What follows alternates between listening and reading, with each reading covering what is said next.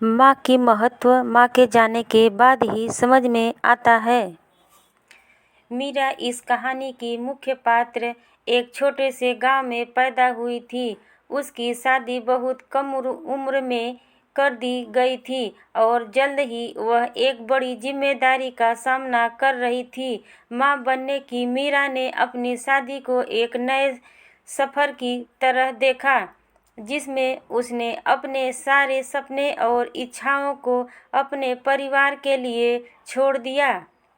उसकी दुनिया उसके पति और बच्चों तक ही सीमित हो गई थी।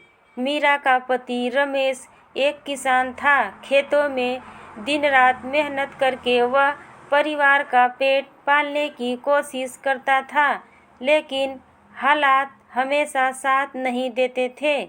फसल का खराब होना, बाढ़ या सूखा, इन सब ने उनके जीवन को और कठिन बना दिया था। इस कठिनाइयों के बीच भी मीरा ने कभी शिकायत नहीं की। वह घर और बच्चों की जिम्मेदारियों को संभालती रही ताकि रमेश को कोई तकलीफ न हो। मीरा के 3 बच्चे थे, 2 बेटे और 1 बेटी। उनके पैदा होने के बाद से ही मीरा ने खुद को पूरी तरह से बच्चों की देखभाल में समर्पित कर दिया। बच्चों की छोटी छोटी ज़रूरतों का ख्याल रखना, उनके लिए खाना बनाना, उनके कपड़े धोना, उन्हें स्कूल भेजना, ये सब उसकी दिनचर्या का हिस्सा बन गए थे। लेकिन रमेश, जो काम के बोझ तले दबा हुआ था, धीरे धीरे मीरा से दूर होता गया। उसकी बेरुखी ने मीरा के दिल को कई बार तोड़ा, लेकिन उसने अपने बच्चों के लिए सब सहन किया। उसका मानना था कि एक माँ का कर्तव्य अपने बच्चों की देखभाल करना है, चाहे उसके अपने जीवन में कितनी भी परेशानियां क्यों न हो। मीरा को कभी कभी ऐसा लगता था कि उसके त्याग और समर्पण को उसके आगे ही परिवार द्वारा अनदेखा किया जा रहा है। रमेश तो बाहर के कामों में उलझा रहता था, लेकिन उसके बच्चे भी बड़े होते होते उसकी भावनाओं को समझने में असमर्थ थे। वे अपनी ज़रूरतों के हिसाब से ही माँ को याद करते और मीरा की खुद की इच्छाएं और ज़रूरतें पीछे छूटती गई। समय बीतता गया और बच्चे बड़े होने लगे। सबसे बड़ा बेटा रवि पढ़ाई पूरी करके शहर में नौकरी करने चला गया। बेटी पायल की शादी कर दी गई और छोटा बेटा सुमित भी अब कॉलेज में था। मीरा को लगा था कि जब बच्चे बड़े हो जाएंगे तो शायद उसका जीवन थोड़ा आसान हो जाएगा, लेकिन ऐसा नहीं हुआ।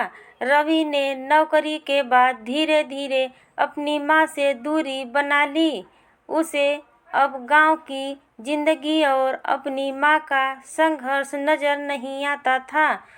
वह अब अपने शहर की चमक धमक में खो गया था। फोन पर भी उसने बात करने में अनमना-सा रहता। मीरा का दिल इस बदलाव को सह नहीं पाता था, लेकिन उसने कभी बच्चों से शिकायत नहीं की। पायल की शादी के बाद ससुराल वाले उसे काम में उलझाए रखते थे, जिससे वह भी अपनी माँ से दूर होती चली गई। मीरा के मन में अब एक खालीपन बस गया था। वह सारा दिन अपने घर में अकेली रहती। कभी कभी उसकी आंखों से आंसू बहने लगते, लेकिन उसे संभालने वाला कोई नहीं था। रमेश भी अब बीमार रहने लगा था। और घर के खर्चे और बढ़ते जा रहे थे।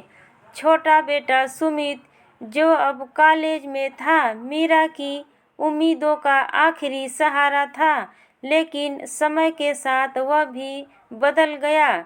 दोस्तों के साथ उसकी संगत खराब हो गई और उसने माँ से पैसे मांगने शुरू कर दिए। अगर मीरा मना करती तो वह गुस्से में चिल्लाने लगता और कई बार उसे अपमानित भी करता। एक माँ के लिए अपने ही बच्चे से ऐसे शब्द सुनना किसी सजा से कम नहीं था।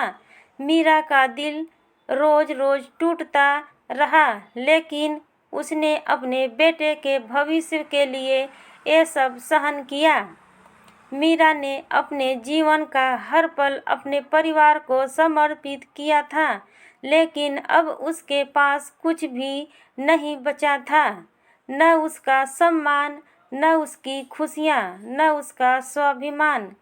उसने सब कुछ अपने बच्चों और परिवार के लिए त्याग दिया था, लेकिन बदले में उसे सिर्फ उपेक्षा और अपमान ही मिला।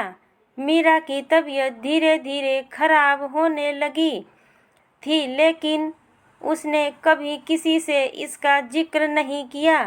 उसे डर था कि कहीं उसके बच्चों पर और बोझ न पड़ जाए। एक दिन जब उसका दर्द असहनीय हो गया तो उसने सुमित से डॉक्टर के पास ले जाने को कहा, लेकिन सुमित ने उसकी बात को हल्के में लिया और कहा, अभी टाइम नहीं है माँ, बाद में देख लूँगा।